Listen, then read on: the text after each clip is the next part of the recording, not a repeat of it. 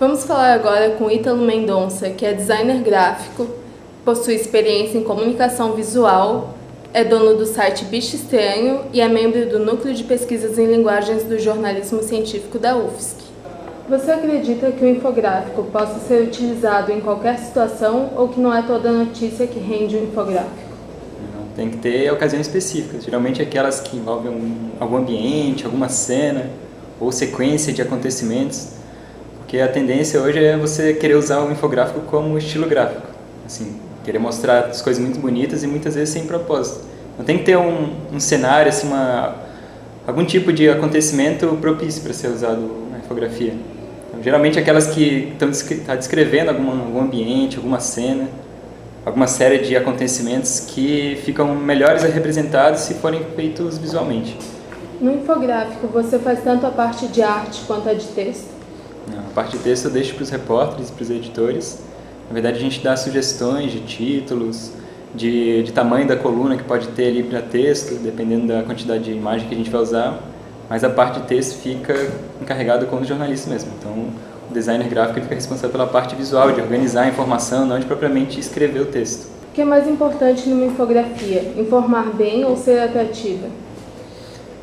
Na verdade, tem que ter um pouco dos dois. Tem que ter aquela coisa de despertar curiosidade, né, de ser atrativa, mas ela tem que ter um porquê, de ser informativa mesmo, não simplesmente mostrar que o jornal, que a revista sabe utilizar infográfico. Tem que ter uma finalidade, que é aquilo que eu te falei, uma ocasião em que o infográfico seja necessário.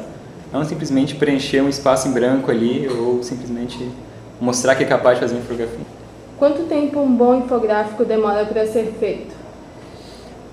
Olha, vai depender muito da facilidade que se tem de chegar nas fontes. Então, se você tem um contato direto com as fontes, que vão te dar as notícias bem, digamos, corretas, sem necessidade de estar verificando toda hora, cerca de uma semana e meia, dependendo da quantidade de pessoas que você tem na equipe. A experiência que eu tenho foi no Jornal do Zero, aqui na UFSC. Então, a gente demorava em torno de uma semana para produzir um infográfico de meia página, às vezes uma página inteira. Mas, como eu falei, varia muito da quantidade de informações que você tem inicialmente para poder começar. E não tem que ficar toda hora validando, corrigindo coisas, que às vezes algumas partes caem da informação que chega, outras você precisa averiguar com mais detalhe. Como está o mercado para o profissional da infografia? Por enquanto ele é meio que restrito à parte editorial, de revistas e jornais, mas aos poucos ela vem ganhando, acho que um espaço na parte de ensino à distância, parte até um pouco da empresa de apresentar um produto por meio de um infográfico. Então existem várias aplicações que estão saindo dessa parte mais editorial, do meio do jornalismo, indo para outras áreas mais de mercado, até de ensino mesmo. E como é o cotidiano de alguém que trabalha com isso? Quais as dificuldades do dia a dia? Na verdade, as dificuldades é você ter uma boa quantidade de informações para começar e ter uma equipe boa. Na verdade, não depende só de você, das suas habilidades como designer ou como jornalista. Então, geralmente, buscar, primeiro você olhar o roteiro, olhar a notícia, olhar a quantidade de informação que você tem, achar algum padrão, algum tipo de cena ali que seria legal ser infografada. E aí, no decorrer do dia, você faz alguns esboços, faz alguns esboços mais parecidos com a versão final, até você ter a aprovação do seu editor, do seu chefe, e poder fazer a arte final mesmo, que seria prestar atenção em detalhes, dar aquele acabamento final para no final do trabalho estar tudo certinho já.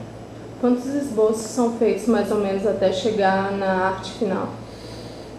Nossa, isso varia bastante, mas geralmente tem aquele esboço inicial que é para botar tudo que está na cabeça, aí a gente vai podando algumas coisas e desse primeiro feedback, desse primeiro retorno, a gente já gera um esboço mais parecido com o que vai ser no final.